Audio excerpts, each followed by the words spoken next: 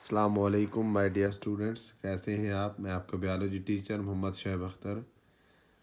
हम लोग डिस्कस कर रहे थे क्लास 11 बायोलॉजी चैप्टर 2 और आज हम नेक्स्ट टॉपिक डिस्कस करने जा रहे हैं about endospore formation in bacteria. Bacteria के अंदर अंदर एंडोस्पोर कैसे बनते हैं, उसके स्टेप्स कौन से हैं, ये सारी चीज़ें आज हम इस लेक्चर में वन बाय वन डिस्कस करेंगे। सबसे पहले अगर मैं आपको थोड़ा सा प्रीवियस दिनों के अंदर लेके जाऊं तो उसमें आपने एक चीज़ फेस की होगी जिसका नाम है कोविड-19।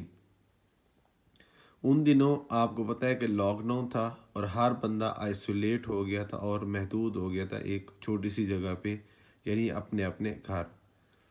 सेम इसी तरह जब भी बैक्टीरिया के अंदर कोई भी अनफेवरेबल कंडीशन आती है तो वो अपने डीएनए को एक छोटे से हिस्से में पैक करके बाकी सेल को ख़त्म कर देते हैं और वो जो छोटा सा पैक डीएनए और उसके साथ एसोसिएटेड मटेरियल है वो सारा कहलाएगा एंडोस्पोर, और ये बैक्टीरिया को इस काबिल बनाएगा कि वो अनफेवरेबल कंडीशन को सरवाइव कर सके। तो सबसे पहले हम बात करेंगे कि व्हेन बैक्टीरिया फेस अनफेवरेबल और harsh condition they form specialised structure जिसका नाम क्या है, एंडोस्पोर। स्ट्रक्चर का नाम क्या होगा, एंडोस्पोर। एंडोस्पोर के करैक्टर की बात करें तो ये मेटाबॉलिकली इनएक्टिव होगा और डॉर्मेंट होगा, इसके साथ साथ थिक वॉल्ट। स्पोरुलेशन क्या है, बेसिकली वो प्रोसेस जिसके जरिए एंडोस्पोर बनता है उसको कहते हैं स्पोरुलेशन। स्टेप्स की बात करें तो सबसे पहले इसमें रेप्लिकेशन ऑफ डीएनए होगी, जैसा कि आपको डायग्राम में यहाँ पे देख सकते हैं। एक डीएनए था, कितने हो गए, 2। इसके बाद सेकंड स्टेप में फॉर्मेशन ऑफ सेप्टम, यानी आप देख सकते हैं यहाँ पे कि डीएनए जब सेपरेट हुए दोनों रेप्लिकेट होने के बाद जिनके दरमियान छोटी सी दीवार बनना शुरू हो गई जिसका नाम है सेप्टम। इसके बाद है फॉर्मेशन ऑफ सेल वॉल।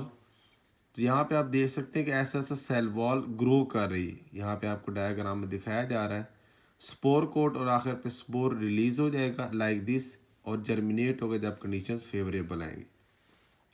तो सबसे पहले अगर हम स्टेप की बात करें तो that is replication of DNA. When bacteria face unfavorable conditions, it replicate its DNA, अपने DNA को क्या करेगा, रेप्लिकेट करेगा। इसके बाद फॉर्मेशन ऑफ सेप्टम, कि जब DNA रेप्लिकेट हो जाएगा तो सेल मेम्ब्रेन इन्वेजिनेट करेगी। सेल मेम्ब्रेन क्या करेगी, आप यहाँ पे देख सकते हैं, इन्वेजिनेट करेगी।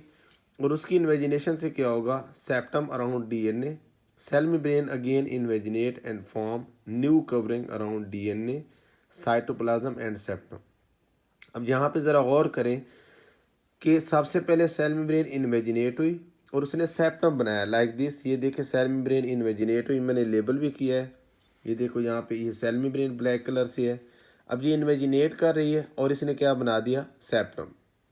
अब दोबारा से ये सेल मेम्ब्रेन फिर इन्वेजिनेट करेगी। ये देखो ना, additional membrane added new DNA around new DNA, यानी कि ये दोबारा से फिर सेल मेम्ब्रेन इन्वेजिनेट करके एक और मेम्ब्रेन बनाएगी उसके सराउंडिंग में।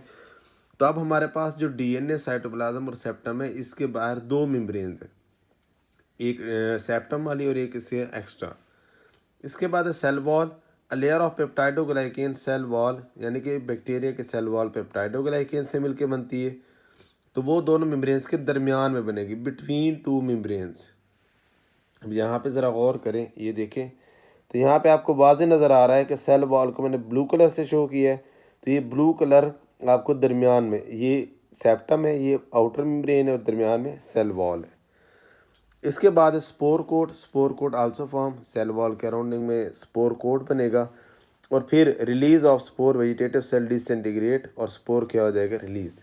यहाँ पे अगर आप देखें तो ये सेल ख़त्म हो गया टोटली और ये स्पोर क्या हो चुका है, अब ये रिलीज़ हो चुका है।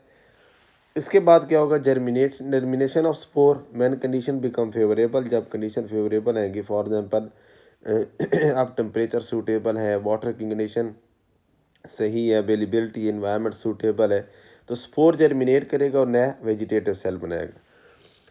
यहाँ पे मैं आपको दोबारा डायग्राम से बता देता हूँ। अब ये बैक्टीरिया का सेल है, इसमें ये जेनेटिक मटेरियल है, ये सेल वॉल है और ये सेल मेम्ब्रेन है।